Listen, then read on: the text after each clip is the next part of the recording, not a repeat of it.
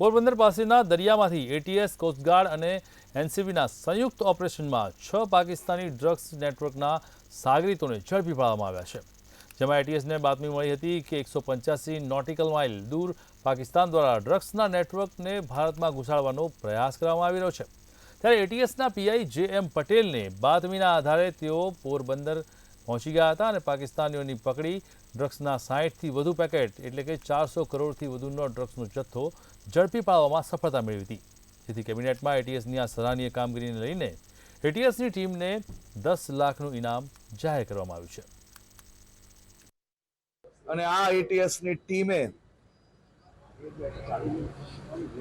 ભારી દરિયાની લહેરોની વચ્ચેથી આ પાકિસ્તાનીઓ ભારતમાં ઘૂસતાની સાથે પકડીને આશરે 60થી વધારે ટોટલ પેકેટો અને 400 કરોડથી વધારેનું ડ્રગ્સ પકડવામાં ખૂબ મોટી સફળતા પ્રાપ્ત કરી છે।